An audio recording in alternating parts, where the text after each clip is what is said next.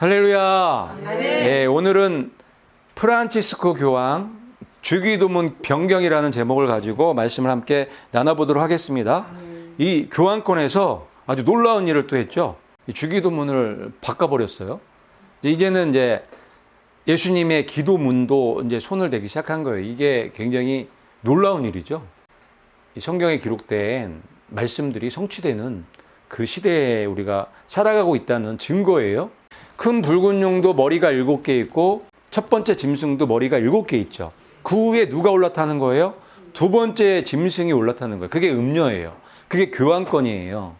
그래서 이 교황권, 이 열불의 시대가, 신성 로마 시대가 열리기 위해서는 앞에 있는 6개 머리가 없어져야 되죠. 그래야 7번째 머리가 시대가 열리게 되겠죠. 그래서 바벨론, 페르시아, 그리스, 로마, 신성 로마, 미국, 그 다음에 열불의 시대가 열리는 거예요. 교황권의 시대가. 교황권이 거의 다 죽게 됐었거든요. 멸망했었는데 갑자기 1900년 초반 때부터 살아나기 시작해서 지금은 전 세계를 지금 다 먹기 일복 직전이죠. 교황의 파워가 얼마나 센지 몰라요. 그런데 그런 상황 가운데서 지금 교황의 행보가, 교황의 말 한마디 한마디가 굉장히 중요한데 엄청난 큰 말들을 하고 다니죠. 이 첫째 짐승 위에 올라타는 게 교황권이란 말이에요. 용은 첫째 짐승한테 모든 권능을 줬어요. 그 첫째 짐승은 누구한테 권능을 다 준 거예요? 이 교황권한테 모든 권능을 다 준 거예요. 그래서 이 7년 기간 동안에 실질적으로 권능을 행사하는 그룹이 교황권 음녀라는 걸 알 수가 있죠. 성경에 이렇게 기록되어 있기 때문에. 그래서 교황권의 파워가 썸파한 거예요. 강력한 거예요. 지금은 이제 교황이 얘기하는 것들이 이제 법으로 바뀌는 수준에까지 온 거예요. 그래서 주기도문도 바꾸는, 말도 안 되는 그 이유를 들어서 바꿔놨는데 이건 엄청나게 큰 문제죠. 그가 첫째 짐승 앞에서 첫째 짐승의 모든 권능을 행사하고, 지금 말씀드린 것처럼 용은 첫째 짐승한테 모든 권능을 줬고, 이 첫째 짐승은 이 교황권, 두 번째 짐승, 어린 양처럼 두 뿔이 있는 이 교황권에게 기독교 세력, 이건 뭐 배교한 기독교 세력이죠. 처음에는 어린 양처럼 얘기하는데 나중에 뭐처럼 얘기해요? 용처럼 얘기하잖아요. 그러니까 기독교 세력인데 용처럼 얘기하는 거예요. 뱀처럼 얘기하는 세력이에요. 누구예요? 여기 있잖아요. 그렇죠? 교황권이란 말이에요. 그러니 예수님이 하신 말씀을 대적하고 예수님의 말씀을 변개하는 거예요. 바꾸는 일을 계속하는 거예요.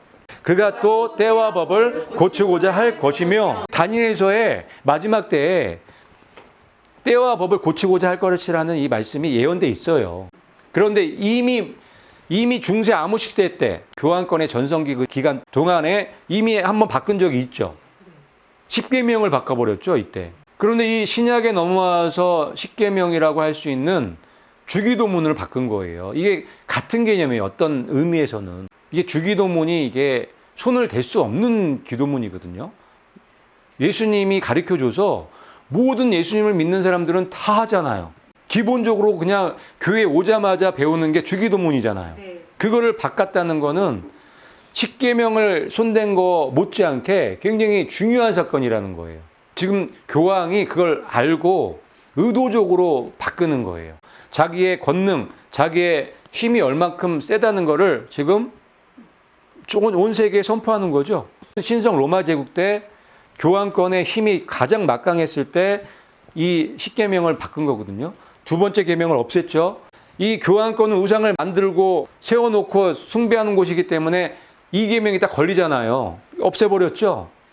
그 다음에 네 번째 계명, 안식일을 일곱째 날을 첫째 날로 바꿔서 예배하는 날을 바꿔버렸단 말이에요.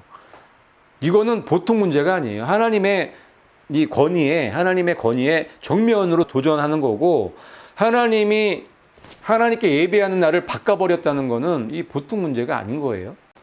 그래서 이때 이 신성 로마 제국 때 이미 벌써 때와 법을 고친 적이 있었던 거예요. 근데 신성 로마 제국이 죽었었죠. 멸망했었단 말이에요. 근데 이 신성 로마 제국이 다시 부활한다는 얘기예요. 부활했죠, 지금. 주기도문을 지금 법을 바꾸는 일을 또 하고 있는 거예요. 신성 로마에서만 했던 일을 또 하고 있는 거예요. 이게 신성 로마가 부활했다는 증거예요. 놀라운 증거예요. 2019년 5월 22일 날 바꾼 거예요. 그러니까 버렸어요, 완전히. 요거를 바꾼 거예요. Lead us not into temptation. 시험에 들게 마옵시며를 요걸로 바꿨어요. Do not let us fall into temptation. 바꾼 이유가 뭐냐면 아버지 하나님은 우리를 시험에 들게 하지 않으신다. 그래서 하나님이 마치 우리를 시험으로 이끄시는 분처럼 묘사한 이 번역은 좋은 것이 아니기 때문에 바꿔야 된다 해서 요 밑에 있는 걸로 바꾼 거예요. 그런데 밑에 있는 거를 해석을 해보면은 do not let죠. let가 허락하다라는 뜻이에요. 그러니까 허락하지 말라는 얘기죠. 우리를 us fall into temptation. 시험에 빠지는 거를 허락하지 말라는 얘기예요. 근데 위에 거나 밑에 거나 뭐가 틀린데요? 차라리 밑에 게 더 이상한 얘기죠, 이게. 하나님이 시험에 허락할 수도 있고 허락하지 않을 수도 있다는 얘기잖아요. 그러면 시험에 지금 빠져 있는 사람은 하나님이 그 시험을 허락해서 시험에 있는 거네요? 이게 더 이상한 거죠, 바꿔놓은 게. 그러니까 결국은 이 바꿔놓는 의도가 뭐냐면 하나님이 우리를 시험에 빠뜨리신다고 얘기하고 싶은 것 같아요. 이 사람들이 하는 게.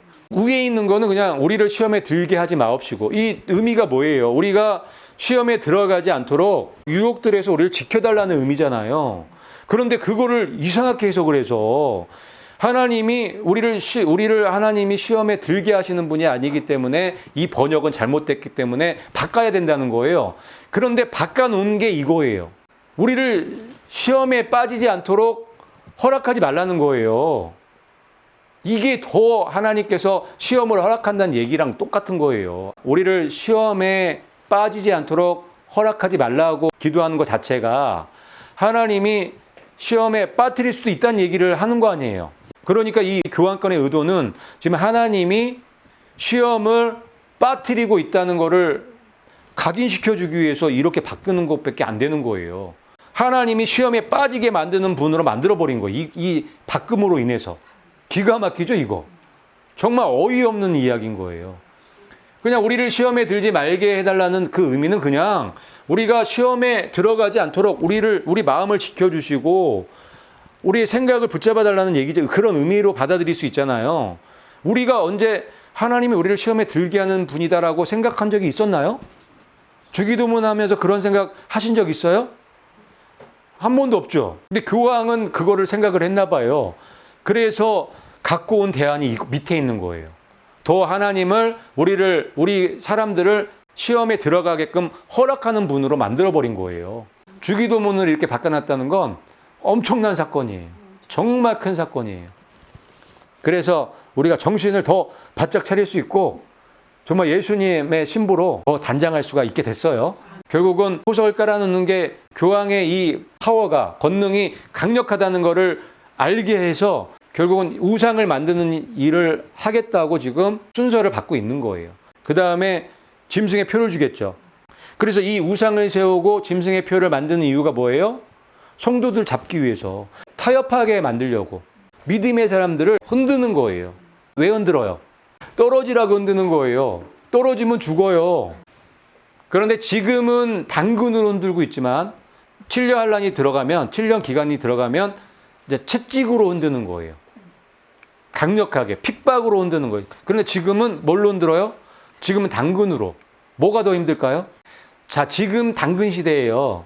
지금 당근 시대에 믿음의 사람들이 보여요, 안 보여요? 안 보여요.